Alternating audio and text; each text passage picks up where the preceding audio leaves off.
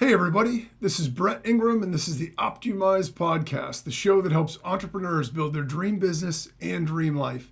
Today, we're talking with Nick Coriano, former Wall Street executive and now a consultant to clients on 5 continents on investor relations, capital formation, and strategic business consulting.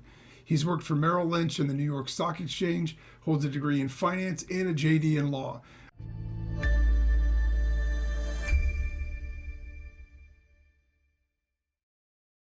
I'm super excited about this because as entrepreneurs, we're always looking for ways to grow our business. So, with that, welcome, Nick, and thanks a lot for joining us. Hey, thanks for having me, Brett. I appreciate it. Absolutely. So, look, I know you're going to be sharing some amazing tips with us, but I have to start off by asking about your background. Can you give me a sense of how did you start your career and what led you to where you are now? I've been a lifelong entrepreneur. I was a kid selling candy in school. I was that guy. Really started my current version of where I'm at today about 12 years ago, building website blogs, and just figured out what a blog was. I was saving my notes from school on my blog. Realized I was getting traffic, and realized, hey, that traffic could be valuable. So I built over a dozen websites in different verticals, and that kind of brought me to where I am today, and a couple different verticals, doing a lot of business consulting, business plans, pitch decks, investor relations. But that was my start. It was really as a part-time website designer in law school, and that kind of started generating traffic, and that traffic ended up being clients. That's awesome. I mean, I'm actually a lifelong entrepreneur myself. I had the lemonade stands, I had the iced tea stands. My brother used to help me set it up and make signage for my front yard and stuff. Yep. So I was always doing that kind of stuff too. And I think for us, it's just sort of, if it's in your blood, then it's in your blood. You're always looking for some kind of opportunity or some way to make things go. So that's really cool. So what made you think about when you were going to college and all that other stuff? What made you decide to get a law degree in addition to your regular BS in finance? Yeah, great question. I wish I had a better answer. The truth is, I didn't want to work after finance degree. I graduated in 2009 with a finance degree. So if anyone remembers 2009, all the banks were closing. So, it was, Wall Street was having a crisis, and I knew I wanted to own my own business. I wanted to start my own business. And I said, what better way to get 3 years to kind of fine tune my business plan than go back to school? And, everybody was telling me that finance was going to have a tough run for the next couple of years with all the banks closing down. And I had a buddy who had just got accepted into law school. I had analyzed the Fortune 500 CEOs and realized they either had an Ivy League degree, which I didn't have. I went to UConn, great school, but it wasn't Ivy League, or they had a JD MBA or an MBA or a JD attached to their undergrad. So I really used those 3 years to kind of refine my business plan. But that was the main reason for going. Afterward, in hindsight, I realized it was a really good choice because it opened the door to basically any sector that I wanted to go into. Law was applicable there. So from contracts to securities law to property to real estate, it really helped me out. But the truth was, I wanted another 3 years to kind of help define and build out my business plan. That's very cool, though, and I think you hit on something really important there. The thing that it really does for you is it opens up so many doors because then there's so many avenues you can go with. It's amazing how many careers, how many people doing professional things. I mean, sports agents, right? Most Yeah. of them are lawyers.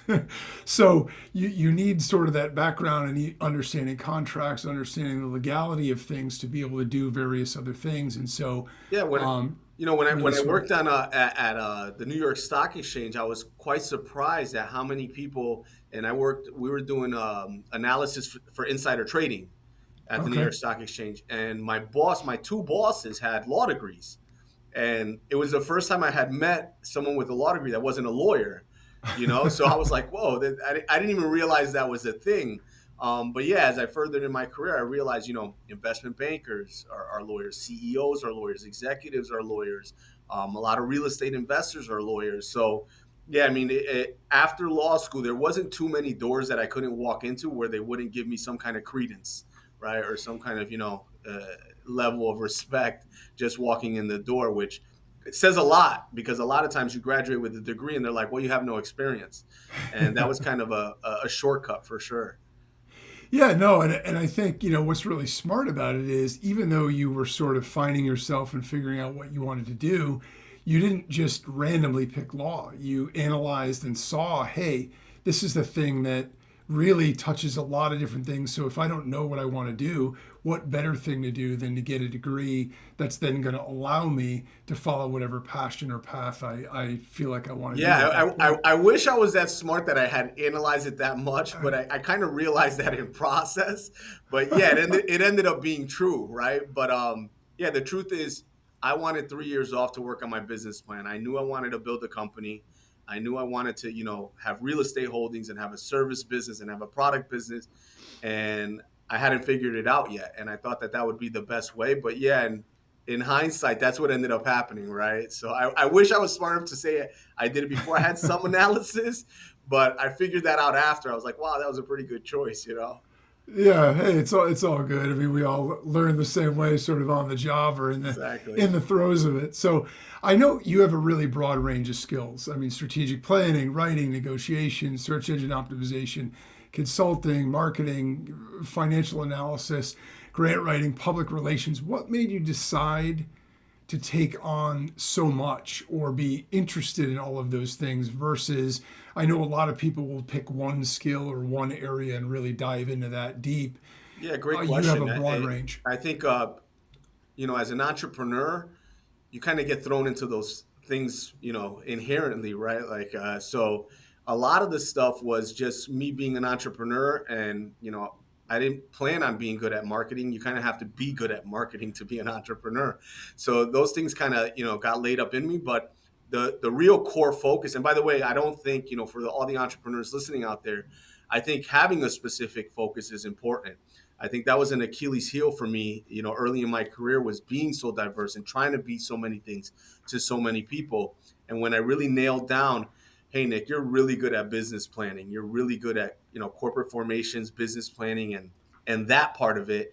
I could sell other services. I can, sell ancillary services, but my core focus has been business plans for 10 years. And that's kind of how I started. And in that, you have all the, your market research and industry analysis and your marketing plans. So you kind of get that from there. But I would say a lot of the diversity came from just running my own businesses, right? Like having to learn marketing for marketing my own business made me good at marketing. Having to apply for grants and government contracts for my own business kind of made me, some kind of expert in that field. But I would definitely recommend to entrepreneurs out there, there's riches and niches.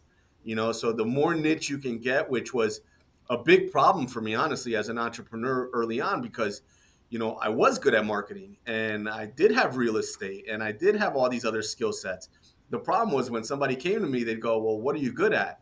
And I list the whole services and they go, well, you don't sound like our guy. And probably about 5 years ago, I decided to bite the bullet and say, look, you're a business plan writer. And my revenue almost tripled that year. And it was Wow. because, when they found me, they knew I was good at it. And by the way, it took a lot of swallowing of pride, right? Because I did own real estate. I was a lawyer. I did have Wall Street experience. So I wrote 3 books. I had all these things that I wanted to put out into the universe, but your target customer doesn't care about those things. Your target customer cares about the one thing they're coming to buy. And what I found is they'll buy the ancillary services after they realize you're an expert in one field. But if you show them that you're too many things, usually it's a problem. But to answer your question directly, it was being an entrepreneur. Being an entrepreneur, I had to figure out sales. I had to figure out marketing. So, you either become good or you die, right? Because if you can't figure it out, your business isn't going to grow.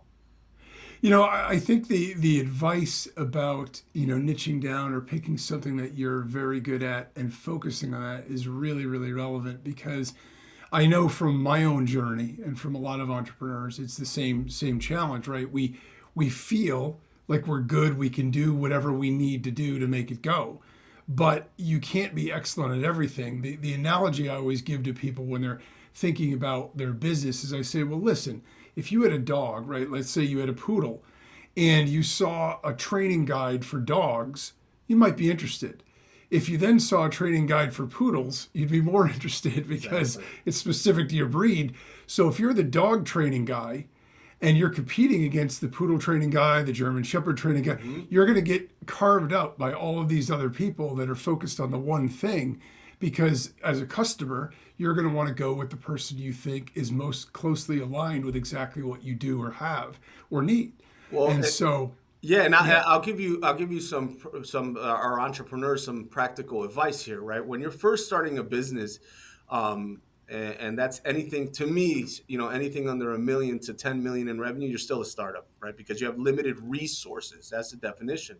And what ends up happening is because you have limited resources, you can't target everyone because you're spreading out your resources. So I'll give you two examples. When I first started, I knew I could do business plans as well as I could do pitch decks, as well as I can do websites.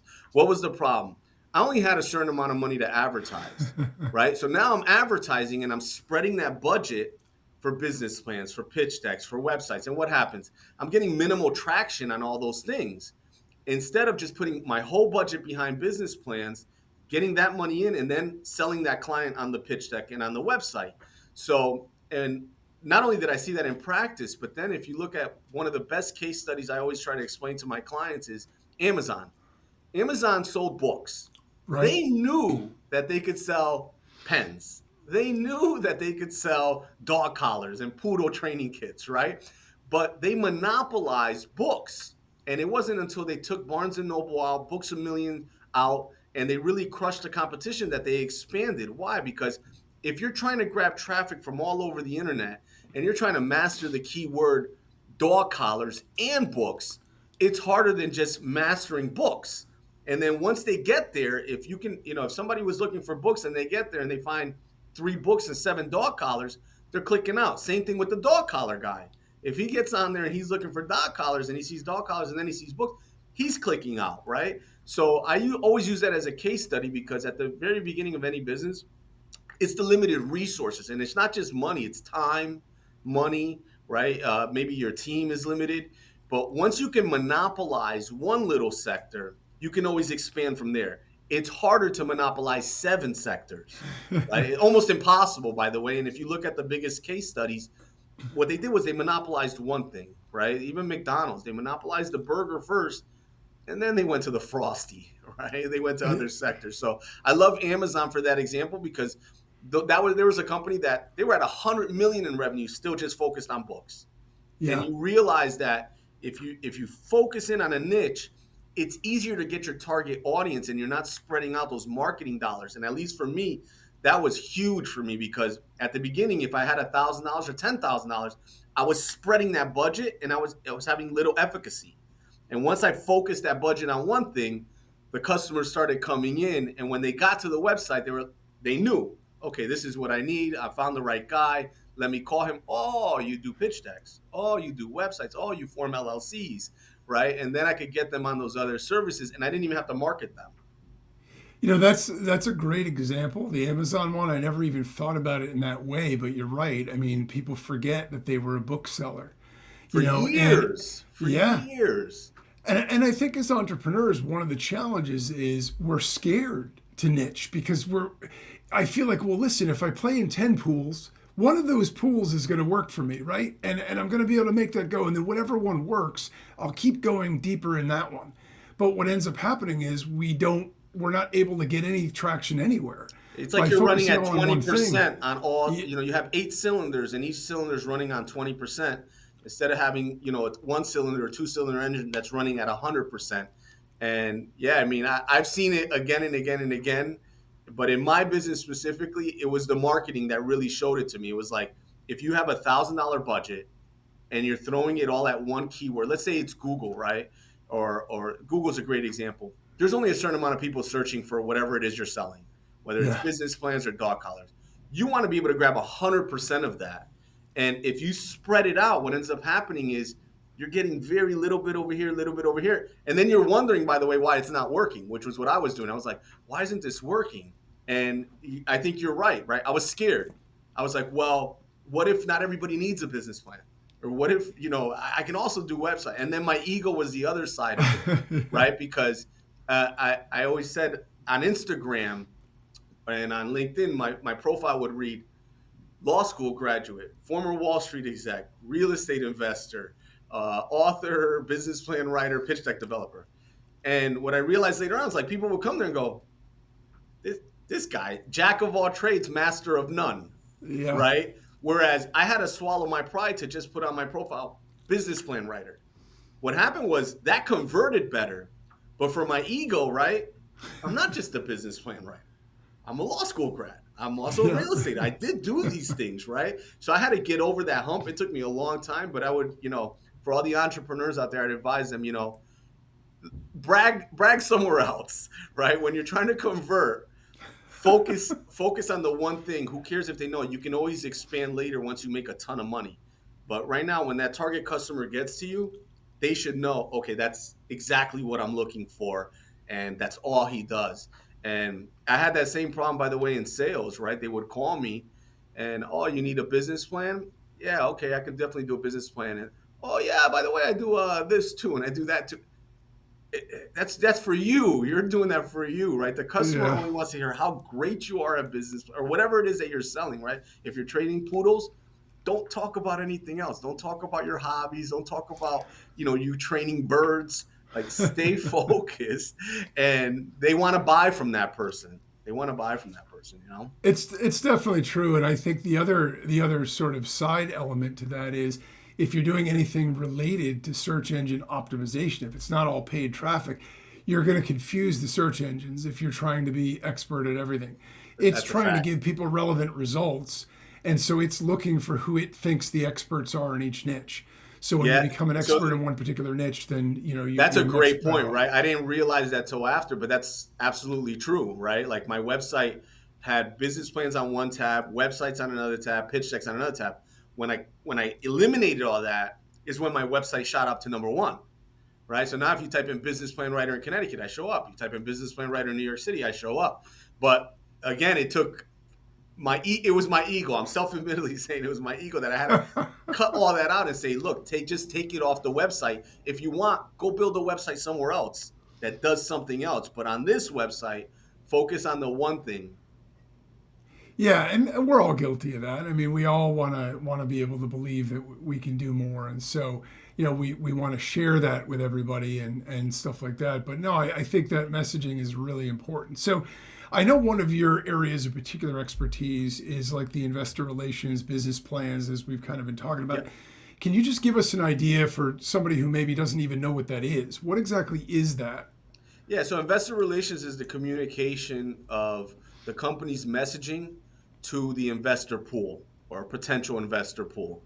So when you have a public company, it has shareholders. Those shareholders want to be told about the company, kept up to date about the company, and the company wants to get that messaging out to the existing shareholders and potential shareholders. So that communication, kind of marketing, is investor relations. That's what that is. Okay.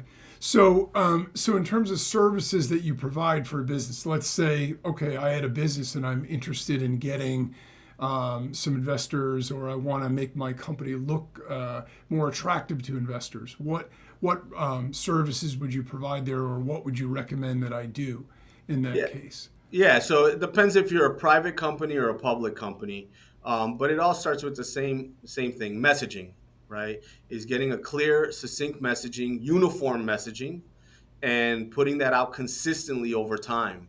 So little things like making sure your brands look the same, your Twitter looks the same as your Facebook, as your LinkedIn, as your website. Making sure your narrative is the same on your PRs as it is on your website, as it is on your LinkedIn posts or on your Twitter posts. Boosting those posts on Twitter, on LinkedIn, on Facebook, on Google Ads. That those are the core, and then the marketing collateral that comes along with it, your pitch deck, your business plan, which is kind of what led me to investor relations. Right after the pitch deck and the business plan, it's like, okay, now how do we get this out there, right? So business plans, pitch decks, social media marketing, email marketing, cold calling, warm calling, anything to get awareness out into the marketplace is what we provide. And kind of our tagline is from the napkin to the NASDAQ. So from the time you're an I idea like that. to the time you want to IPO, We can help you all along the way, from the company formation to the business plan to the pitch decks to human resources, board development. We kind of do all of it. But in terms of investor relations, it's a lot of marketing for public companies, specifically revolving around the value proposition of an investor coming into the company. Right. And I think for entrepreneurs, that's an important distinction. When you look at your own business as something that was an investment opportunity, as though you were outside of it, it helps you see it in a different light, and you have a different relationship with what you're doing. So instead of trying to be in your business doing everything all the time, you're looking for ways to increase its value to outside investors. So even if you're not actually looking for investors, if at some point you want an exit strategy or whatever else, it probably makes a lot of sense. So when you look at these companies and you're doing consulting for it and you're doing these kinds of things, are there common mistakes you see, or are there common issues that tend to crop up more often than others? Yeah, I mean, the biggest mistake is not doing it in the first place. So that's the first kind of overarching mistake. And then confusing product marketing with investor relations marketing, right? So there's a difference between me marketing my business plan writing services or investor relations services than me marketing servitude as a company that can make a profit and can potentially make a return for investor. It's just different, right? The target audience on one is someone who needs a business plan or a public company that needs investor relations services.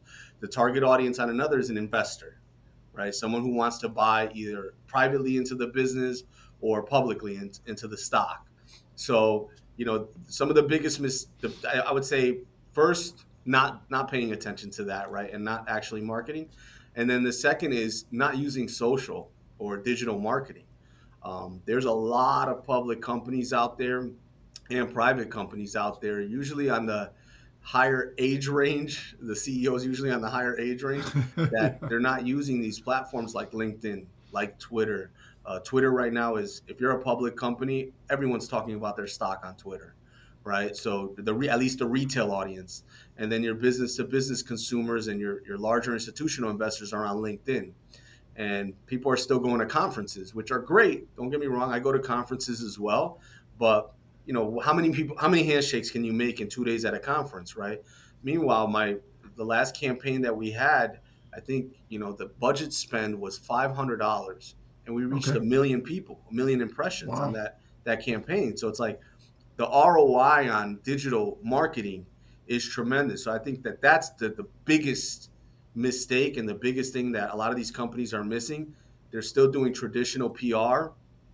Back in the day, you would issue a press release, and that would go into the news wires, and then the Right. news channels would pick that up and tell the story. Today, those PRs go on deaf ears. Fox and CNBC are going to Twitter. They're going to Facebook for the story. They're going to see, where the update is there. So leveraging that, I think, is one of the biggest mistakes that they're making. And if you want proof if it works, look at the players: Elon Musk, Mark Cuban. They're online. They're on Right. Twitter. They're marketing their products and their services on these things. They have podcasts, right? So utilizing digital mediums and not getting out in front, I would say, is another one, right? Just being that guy behind the curtain, not wanting to get their face out there and put themselves out on a new medium because of how they may look or what they might say. Those are the biggest mistakes. But digital for sure is lacking in a lot of these companies. I think that's the biggest mistake. By the way, public or private, startup or established, if you're not out there building a global brand from day one, you're making a huge mistake, because as soon as you hit publish on that website, as soon as you're out there, they can find you in China. They can find you in India. They can find you in Australia. I've had clients on all 7 continents, and it's for that reason, because once you're out there, you're going to be out there. Now, if you don't put yourself out there, then don't wonder why your stock price is not up, or don't wonder why you're not getting customers, right? So I think that's a huge mistake. And one of the things that I tell my clients is, if you think you're late, because a lot of people think they're late. A lot of people think, oh, we're just getting started. Look, there's 8 billion people in the world. Only half have access to the internet. That's Half. insane, isn't That it? means, I mean, by the way, the other half yeah. are going to get access. Yeah. They're going to get access, right? So what I always tell people is, you're still early. There is still another Amazon coming behind Amazon. Yeah. There's another one coming. and it may be in India, it may be in China, but so I don't care what field. If you're a pet groomer or a poodle, to keep your example, right? A poodle trainer, there is such a bigger market than you think Yeah. because we're global now, right? That person from China that's looking for that pet groomer, by the way, they're minting millionaires over there like crazy in China, right? And in India's next. But they're going to go online and they're going to find through the whole web who the poodle trainer is, not just who's in their town. So we're early. If you're thinking about digital marketing, I always tell people you were super early. Half the world hasn't even come online yet. And when they do, the first thing they're gonna do is go to the search engine and search what they need. Yeah. Right. Yeah. So I think that's exciting. Yeah, and I think, one of the things you touched on there, the personal branding and the visibility is so important. I know even from, when I started my own business and I was looking at the social media, my fear was, well, geez, all my friends are going to find me and I'm not really trying to mix my friends and my business. Things have evolved so much now. I mean, you can have things completely separated and you don't have to have your pictures of what somebody had for dinner last night on the same feed as you have your business stuff. But I do think that visibility and the personal branding, people want to do business now with people that they feel like they know, that they can trust, and that they can access. They're not interested in... I think they always wanted that, right? And I think the internet makes it easier, right? If you can sit down and watch Nick and Brett have a conversation and get to know who these guys are before you even call them. I have clients that call me and they're like, I don't need to know anything. I'm sending you the money. I already know who you are because they've watched hours of video. Right. They've looked through my feeds. They know who I am. They know where I'm at. And I always say two things about visibility, right? Your business success is directly correlated to how many people know about your business. Yeah. So you can't control how much money you make, but you can control how many people know about your business. So as a KPI, as a key performance indicator, it's very easy to measure. Hey, how many people have seen me, right? So, that's one of my favorite quotes is the success of your business is directly correlated to how many people know about your business. So the more links you're putting out on Twitter, Facebook, YouTube, the more chances they are that they're going to see you. And then the other one is your success is directly correlated to how many people know about your business. And then people don't buy the best product. They buy the best known product, right? So you can have a fantastic product, but if nobody knows about it, they can't buy it. You can have a crap product, but if everybody knows about it, you're going to make sales, right? So, and I think video is the last of breed here of the technologies that you're going to get the maximum ROI for because, places like YouTube and Rumble and even Facebook, they live forever. It lives there forever. I have videos that I put out 10 years ago that are still getting traffic. And I look back and I go, I spent 7 minutes on that. I have one video. I have 400 videos on YouTube.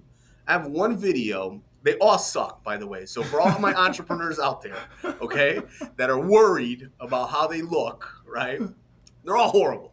They're all horrible. None of them were edited, right? But I have one video that I explained how to write a business plan, right? I have a lot of them. I made a lot of videos on how to write a business, how to do a marketing plan, how to structure the bill, all these keywords, more keywords, right? I have one video that took off for some reason, and it got like 35,000 views. Now, nice. I'm not an influencer. I'm not Kim Kardashian. I'm not a celebrity, right? I don't have 1 million views on the video. That one video gets me between $15,000 and $20,000 worth of business a year because they see it and they go, oh, well, he knows how to write a business plan. Let me call him, right? So that video took me 7 minutes. It's the best ROI I could possibly have on a marketing spend.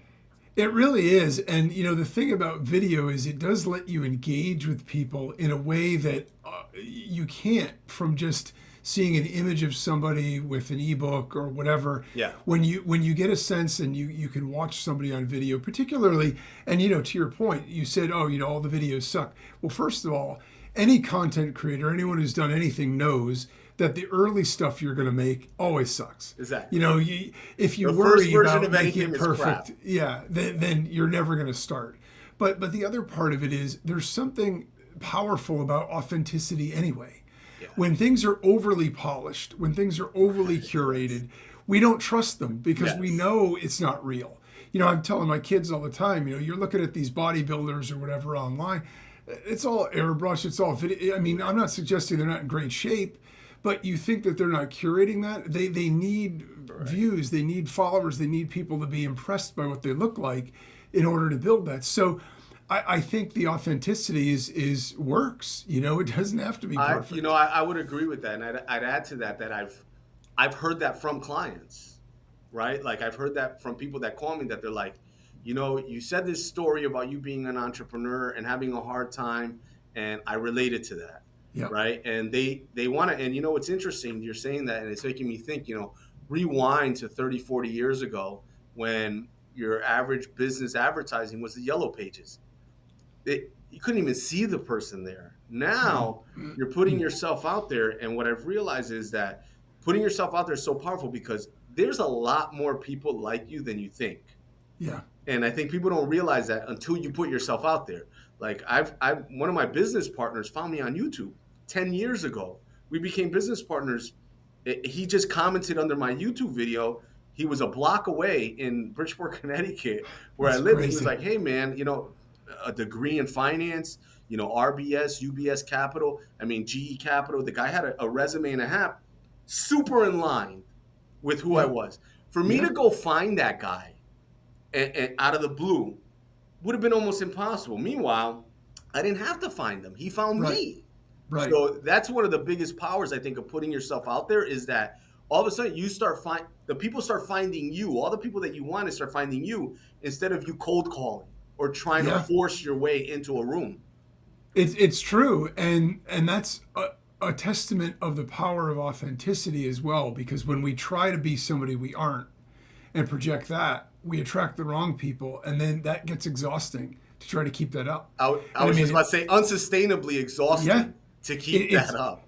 it's why you see some of these influencers that are young. They look like they got the world at their feet. They've got gazillion followers. They're making tons of money. They're depressed. They're drug overdose like this that because if it's a show, the problem is the show gets really hard to perpetuate, Yeah. and then you have to always be in show mode everywhere you go. If you're just who you are, imperfect and all, then there's nothing to pretend. You And just by the you way, just be yourself. you relate to more people because no one's perfect. Yeah. So if you're trying to put off this image of perfection, you may get a few likes, you may get a few people that are fooled by it at the beginning, but eventually people are going to look and they're going, you said something about the bodybuilders, right?